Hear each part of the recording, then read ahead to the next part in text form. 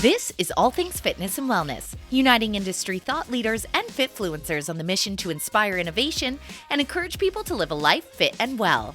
Brought to you by the British Columbia Personal Training Institute. Learn how to train, gain, and retain clients. Visit bcpti.ca.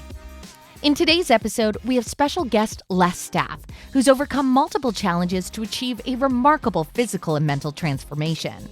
Les's journey emphasizes the role the fitness industry can play when it comes to creating positive change in people's lives. Les, a seasoned professional in the television news industry, climbed the ranks to become a news director, a highly prominent position.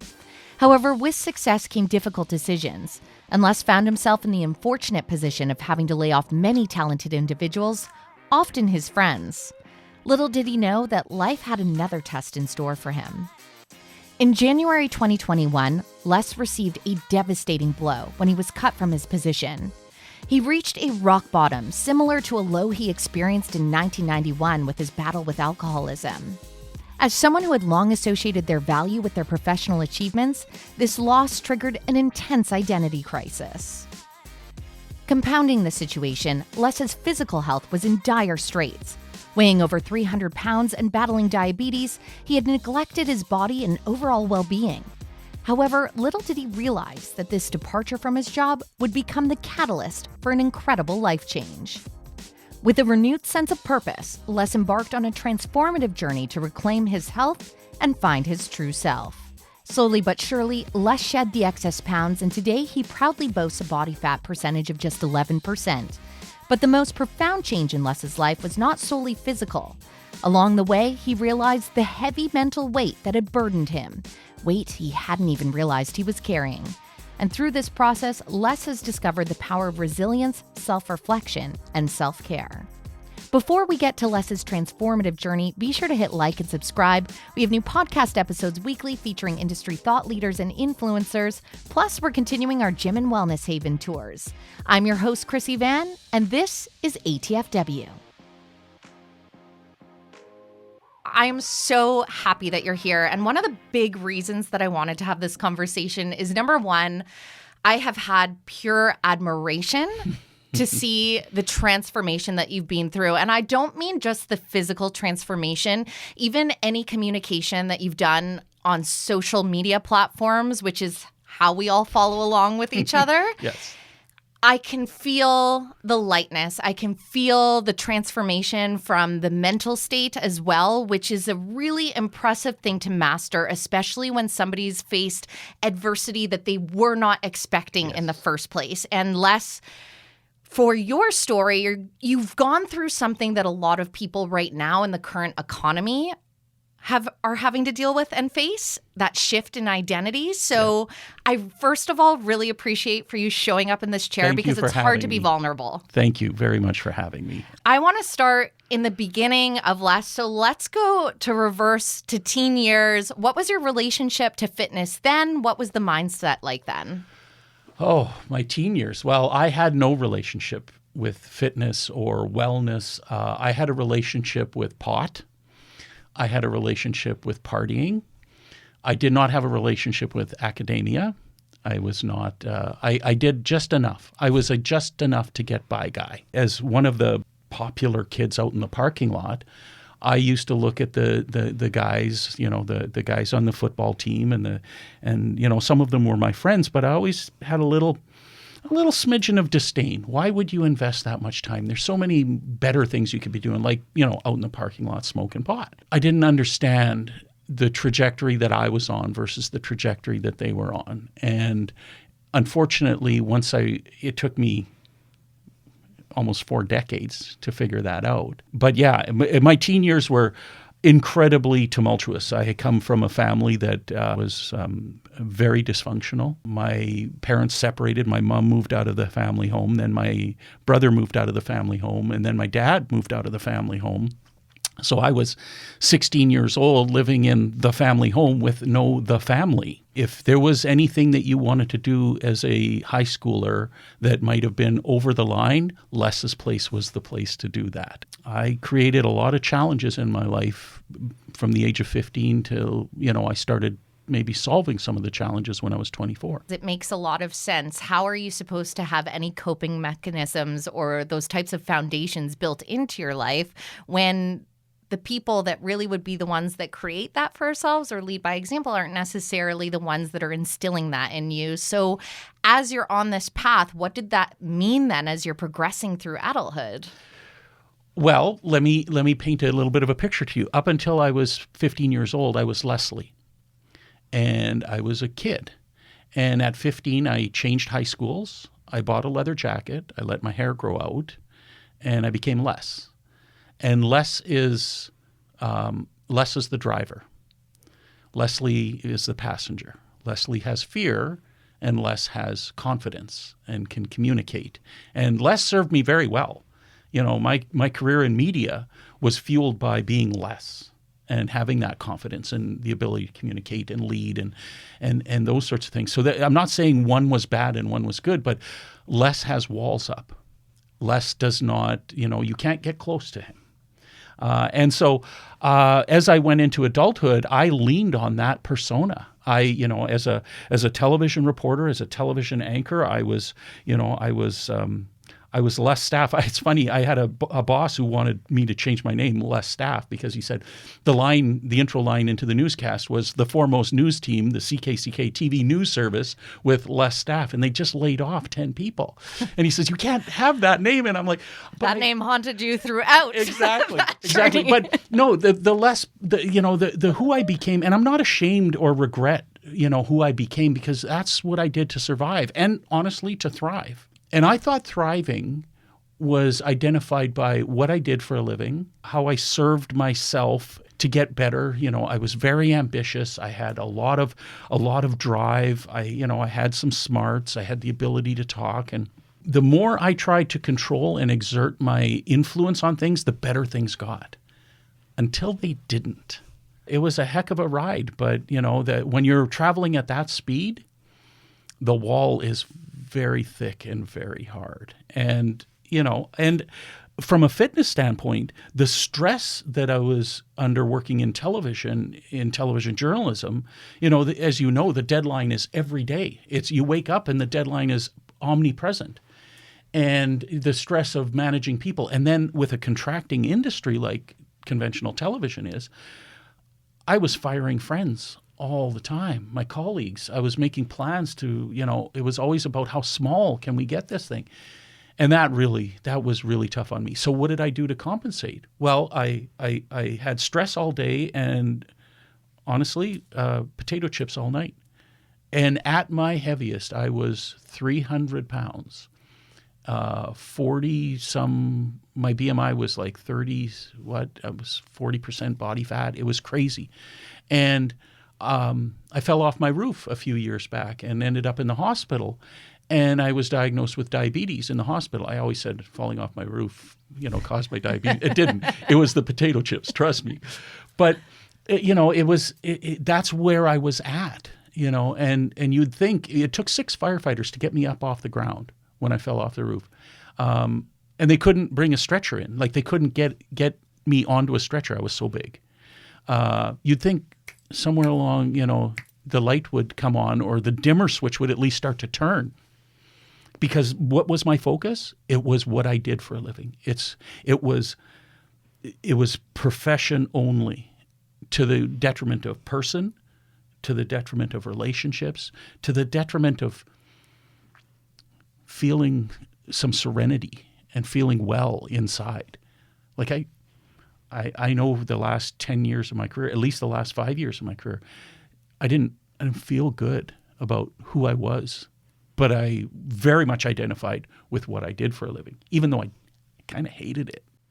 It's so relatable, though, that identity crisis that we have. We become so married and attached to that. There's a sense of comfort within it, even when it's the thing that we start to recognize as toxic in our lives. Sometimes we marry the discomfort to a degree. I know what this feels like, and my ego knows what it stands for, because truthfully, that is the part that's talking. And I think every single human being battles that.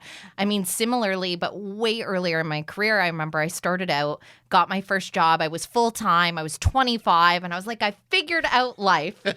And as the media industry does, 12 months later, I got let go because they were downsizing, and it derailed me completely. I went into a depressive episode for somebody that really wouldn't identify as somebody that could be dealing with depression, and it was because my identity was that job. It had become so much about me, and I think what you're speaking to is something that most people battle. What's the first thing when you walk into a room in a conversational setting? What do you do for a living? Exactly. And you know, it's interesting. I don't ask that question as much anymore. Tell me about yourself. Do you have kids? You know, do you live in the neighborhood? You know, what do you do for fun? Those are the questions I lead with now, because what you do for a living is what you do up until you actually start living, right? 100%. It's our hobbies. It's our relationships. It's the time you invest in people. Yeah. It's truthfully everything that matters, because as we know so quickly, if you put your identity into the entity that either is employing you or something you're creating for yourself, it can just as easily disappear. It's those relationships and everything else that are the foundations that we lead on. Yeah. And that's something that you yourself encountered. So I know through a shrinking industry, you had to have the conversation many times with people that their career journey at a certain place is coming to an end. Let's talk about then when you're faced with this yourself. Fitness World's 16 British Columbia high-value, low-cost gyms are committed to helping people reach their fitness goals, whatever those may be. Exercise and movement play a pivotal role in supporting people's overall health and wellness, and it is Fitness World's mission to provide the facilities, services, and amenities to help you achieve your fitness your way. Visit fitnessworld.ca for more information. It was January 18th. 2021, I received an email from my boss, said, "Don't come to the office. I need to talk to you. I'll phone you at 8." I had sent that email dozens of times. I knew exactly what it meant. I turned to my wife, Corey, and I said, "I'm going to get fired this morning." Sure enough, the call came, and it was a function call. You know, he had to do what he had to do, and it destroyed me. It was one of the biggest challenge. As you know, I'm a recovering alcoholic, and I've been sober almost just over 31 years now. My rock bottom in September of 1991, I equate January 18th, 2021 to that date. Different episodes, different situations, but the feeling was the same. I don't have anywhere to go. You know, like I said, I felt homeless in my own person, in my own body. my identity had been, you know, I had someone describe it to me when she lost her job. She felt like her skin had been peeled off, you know, and that's how I felt. I didn't understand what I was going through either, because I'm tough. I'm confident. I'm good. And then the phone doesn't ring. Whew, that's a tough one. You know, colleagues, friends reached out, you know, for the first week or so. It was awesome, lots of support. And then, you know, people move on naturally. And I had a real hard time moving on. But it was the start of a journey on that day that has given me the ability to not only survive, but to now completely thrive in a wholly new, exciting way that I live now. I wouldn't give up my rock bottom in 1991 because of where it propelled me to, and I would not give up that professional rock bottom in 2021, because if it had not happened, I don't know. I was 300 pounds. I was diabetic. We were in the middle of COVID. My doctor was saying, "You can't go to work. You're vulnerable." And I'm like, it's the news business. I'm going to the office. If you're sick, bring a bucket. If you're dead, bring a note. Yeah. That's what was said to me when I started out in that industry. So, and you know, it was funny because on my weight loss journey, it started with, I have so much fear and anxiety that I wasn't eating. So the first 20 pounds of my weight loss was as a result of trauma. It wasn't as a result of lifestyle change or diet change. It was basic. But then I went, wait a second, like 20 pounds fell off me pretty quick, right? Because I just wasn't eating. And I said, just a minute here. What's going on? And then so being a journalist, out comes the research, right? Let's turn this into something. And that was the beginning. And that would have been probably April. I really started to think, okay, I want to change my life because, and I think a lot of it was trying to regain some control. And because I had completely lost control on the 18th of January 2021. The control was completely stripped off me. The one thing that I've learned along the way is I don't need to have control. It's crazy. I was going to say it's probably the biggest illusion that we provide ourselves in life is that we are in control at all. Yes. Because the more and more we zoom out from self, you start to realize it's not part of it or the point. Yeah. And the only thing that I seek or desire is the ability to have reasonable, well reactions to the things that I can't control. Because that's where I can have influence over how I feel and how I behave and those sorts of things is in the reactions that I choose.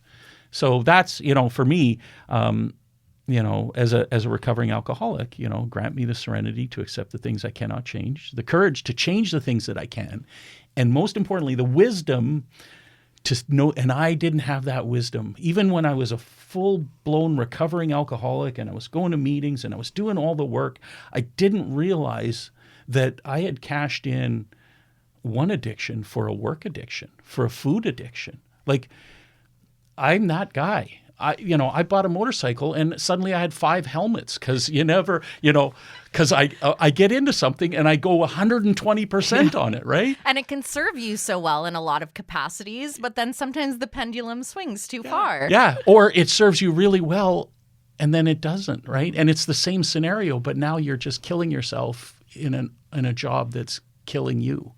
Well, and I find it fascinating when you were speaking earlier how you started to come to the realization that you were less staff in this incredible high prominent position, but simultaneously hating that version of yourself. It sounds like there were the little nudges in the brain that was like something needs to change. And I find it interesting when we do life audits and we feel that way and we haven't listened or taken action. Somehow the universe does it for us. There are no coincidences in my life. I don't believe in coincidence. I believe that I don't have a destiny written for me, but I have an influence in my life that has stepped into my life and on numerous occasions and has literally turned my head to see a different view. I know that. I feel it. I believe in it. Well, and the fact that you have a willingness to lean into that too, because sometimes we're presented with it. And as I say, we become so intertwined with the discomfort that we've made peace with, we don't make the step. Yeah, wait.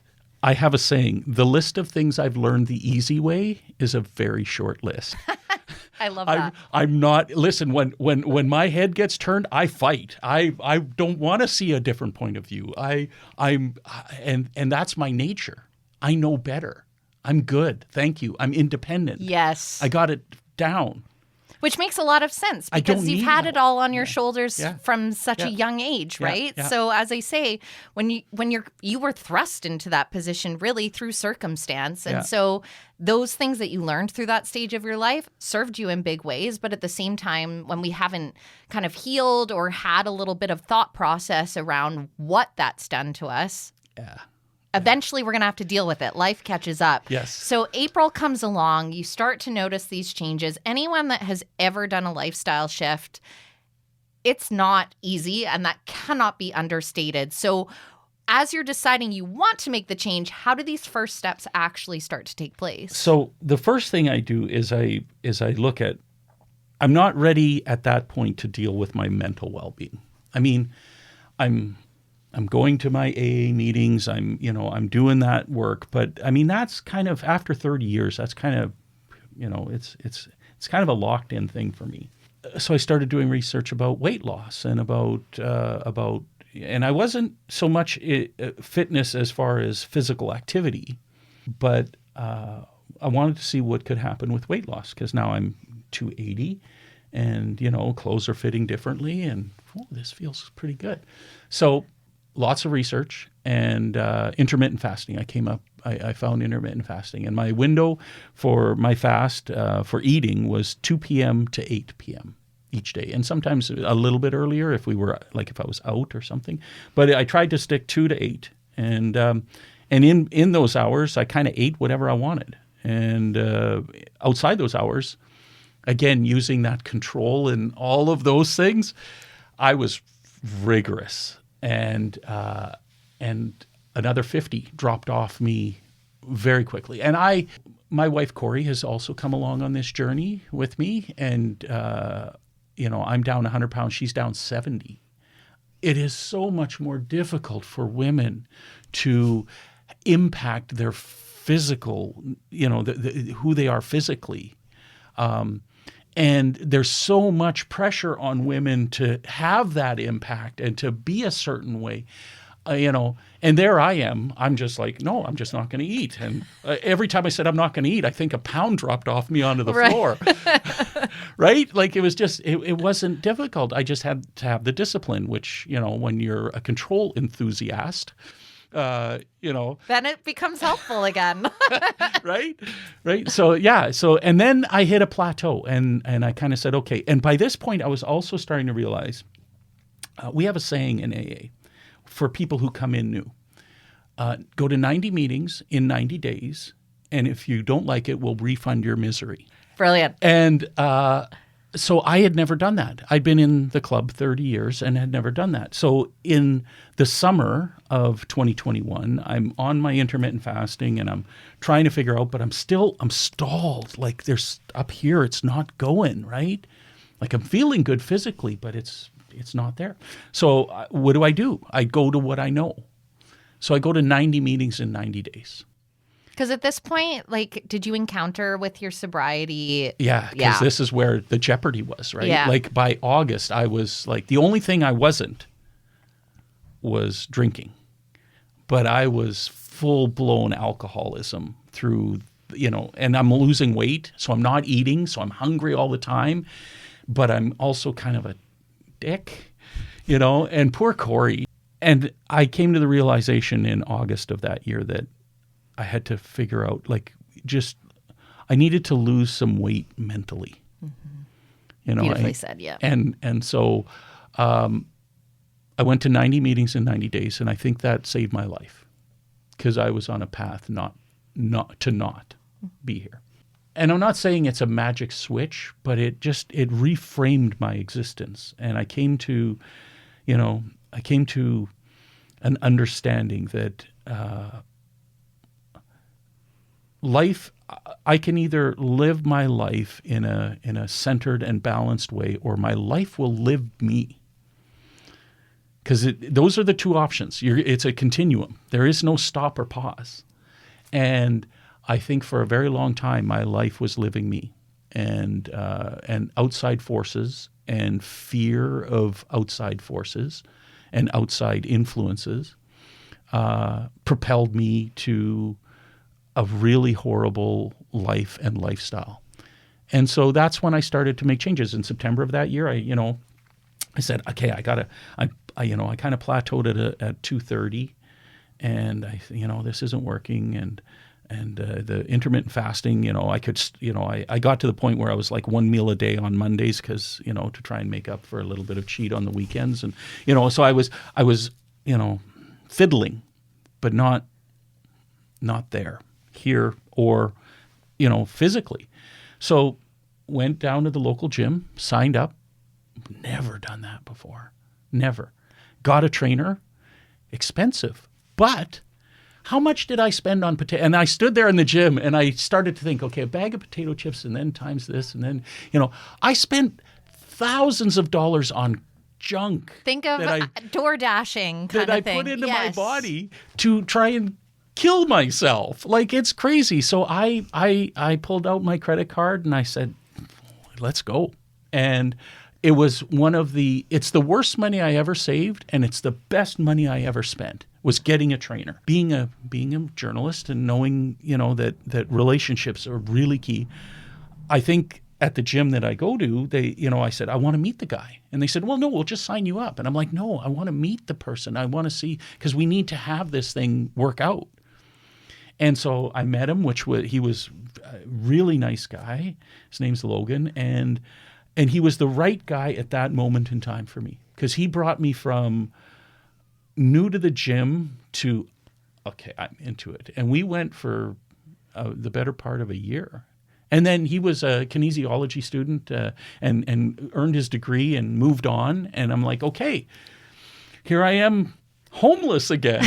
And so, but now I have some gains. I'm into it. I'm committed to it. I'm committed to a lifestyle and a diet and I'm up at 5 and, I'm on my way to the gym at 6 and it's working in my life. And professionally, I've turned a corner and I've got a new career, and my wife and I have our own, financial planning firm, and I've written all of these provincial exams and I did well. Like, I haven't written an exam since I was 21 years old in college. And now, I'm back in a room writing a test, and I was really proud of myself. I scored 91%. As you should be very proud. On my exams. It's important to celebrate our kudos, all my test exams were not 91%. Yeah. Let me just put it that way. At least it's the one that counted. So yeah. And then the next guy that I got, Kevin, he was, I needed someone with, because I have a pretty big personality, right? And I'm like, I need you to challenge me. And I have this great work ethic, but I need you to find a way to boost that. And yeah, and so we went hard. Like and then I started to, like, all of a sudden I'm like, oh, my shirts don't fit anymore. And geez, my shoulders are really sore. and so now the work is really taking place, and I love it. And the thing is it's not about what I see in the mirror or what I see on the scale anymore. It's how do I feel? And to some degree, and I'll be honest with you, what am I capable of? Mm-hmm. I want to see where this thing can go. Because Corey says, why are you so into this? And I'm like, because, I took that TV thing and I went far. Yeah. And I did well. And I don't want to exert the same sort of, compulsive behaviors on this that I did that, because that's also a challenge. I can do anything to extreme, even going to the gym. That's the nature of who I am. So no, I have this curiosity, and I also have, I will never hurt my person, my being, in a gym. I may hurt myself physically, try and lift too much, do too much, those sorts of things. Like, don't be dumb less. But I will never hurt who I am in a gym. But I will in a bar, and I will at a drive-through window, and I will on my sofa sitting there with a bag of junk in my lap. That's where I will hurt myself. And not to say that doesn't happen, but it is an option. It's a choice rather than a rut.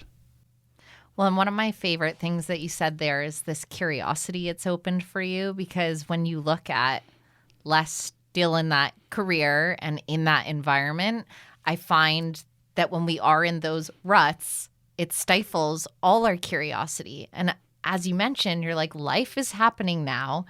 We want to be an active participant in it. And I think that when we start a journey like as you have, it shows all the world of possibility, and you start to realize how available it is. And then the principles of everything you did, where you're like, discipline, consistency, showing up every day, even when we aren't perfect in that day, which is so many of them. If you do that same formula over and over again, incredible things happen. They take patience, they take time, they take, the days that you have self-doubt, overcoming that thought process. And I think once those all click into place, it's really powerful what's harnessed in there that goes far beyond the power that you're actually exerting lifting a weight. And the interesting thing in my life is all of the power and discipline that I can bring to something has very little to do with, the serenity and the centeredness that I have in my life. Because if I truly believe that I have power over something, that's where the wheels start to wobble a little bit for me. As soon as I figure I've got something, I've got this, I tend to run around with gasoline and matches at that time and burn my stuff to the ground, right? So what I do is, I have a higher power in my life, and I turn to my higher power and I say, show me. When I wake up in the morning and I'm like, oh, I don't know if I want to do leg day today. And then for some reason I swing those legs out of bed and I get up and I, put my sweats on and I'm at the gym. And the awesome thing about it is right beside me is Corey, my partner, and she's, I have to say that doing this with, the love of my life has been so incredible because she's been there for like those rock bottoms, I cried, but I didn't cry alone. Right. And so I'm very grateful. She's such a generous and awesome person. And if, and whoever that is in your life, try and have someone like that in your life, whether it's a partner or a parent or a sibling or someone, because I don't measure myself by what it says on my business card anymore. I measure myself on the quality of my relationships, the serenity that I feel through my day, honestly, the amount of surrender that I have over the things the people, places, and things I'm trying to control. I have a saying that surrender equals sobriety for me, which equals serenity, which equals loving my life, being able to love my life. It doesn't mean that my life's going to have all of these, it's going to be awesome, because life has no idea what awesome is, but it's going to be manageable, right? And and my unmanageability, my life was completely unmanageable on the 18th of January, 2021. Now it's manageable, and I don't even have to clock in. I don't have to manage it. I just have to be okay with it. So when you speak to the mental weight, where along that did the shift happen, and how are you now? There is no light switch for me. It's a dimmer switch, which goes both ways. It's not a continuum of brightness. There are days where, we're a little darker today. I've taken the tools out of the old toolbox that I had behind the seat in my truck, and I've pulled the tools out and I've cleaned them up. So I have these tools and my tools are meditation. My tools are, an ongoing conscious contact with my higher power.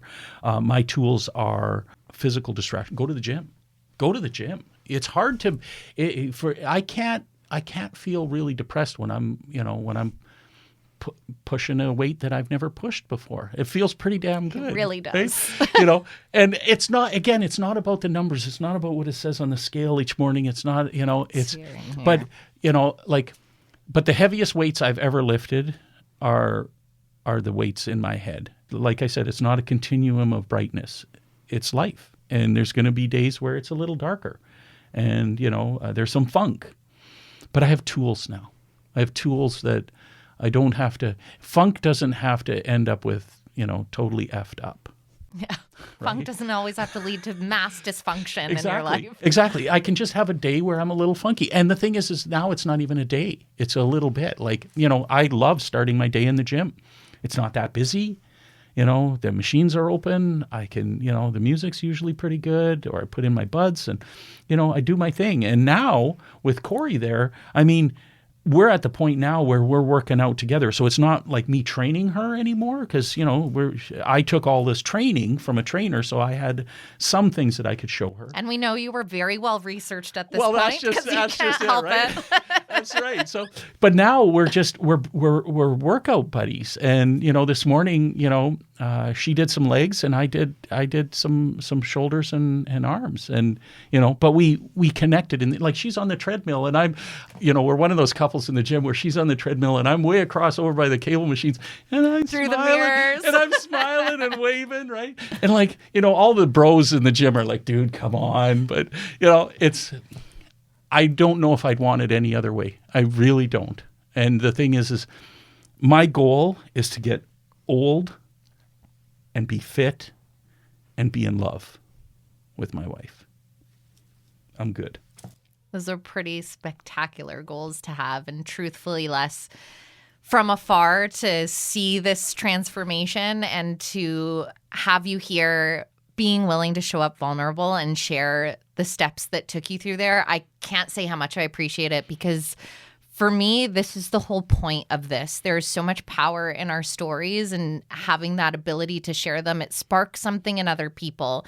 Going through what you did, none of that is easy. And every choice you made after that to get yourself to this point, none of those were easy. And I'm sure that there's many days, as much as it's easier, getting up and deciding to choose that and use those tools, that is not always easy. But the thing that's is, life. Exactly. And that's like the beautiful part. I think what I like that you highlight the most is that oftentimes, and I think social media has a lot to do with it too, that we have to just scrub everything with a polish and a veneer and be like, this is what life is. And you're like, life is about celebrating all the ugly bits too, and reminding ourselves that we have what we can control and do have the choice in is, what do we use that fuel for? What do we allow that to invite into our life? And I just commend you so much, because this change has clearly been so positive. And the thing about positive changes, there's a ripple effect. You speak to how it's changed your relationship and sparked that with Corey. And then I'm sure from there just transcended down through who you've shared it with. So amazing, Les. Like, honestly. Thank you. Coming from you, that means a lot, because you are an inspiration. I remember you showing me some of your competition pictures from back in the day, and I was amazed at your ability to have that much discipline. And I said, I've hired the right person. Like, she's got it. You have an impressiveness to you that was, and I will admit, when I'm in the gym, I think of people like you. I think of people, we worked with some people like that had, focus and clarity and discipline, and frankly could set aside, because there's a lot of ego in that business, right? And they could kind of set that over here. You have to have some of that to do what we did. But so you were one of those, we call them big switch, little switch in media management. And people who are on TV, they can either have a big switch where they throw this massive switch when they come and they stand in front of a camera and they're a completely different person, and the whole crew knows that they're not really like that. Or there's a little switch. And the big switch folks who are successful, they hide their switch very well. The little switch people, they wear their switch right on their forehead. It's completely visible, but it's such a little switch. Who they are is who they are, whether it's on TV or not. And you were always that little switch person. You were just genuine. And that's a laudable thing. I admire that in you, because, I talk about the Les and Leslie. My switch was pretty big there for a while. Now, just being vulnerable, guess who's the vulnerable one? Leslie's the vulnerable one, not Les. So we're both here. That's the thing. Like, there's so much power in reflection too. And I'm sure, much like myself, you probably wouldn't change anything about your story. Nope. I wouldn't. I've enjoyed the smiles, but I've learned from the scars. And I love every lesson. You know what? I always leave one with a quote, but we're going to leave it right there because that's so perfect. Thank you. Thank you. You've just listened to All Things Fitness and Wellness. This episode was brought to you by Fitness World. Your fitness, your way. Don't forget to hit like and subscribe so you never miss out on hearing from industry thought leaders and influencers. We are on a mission to help everyone live a life fit and well.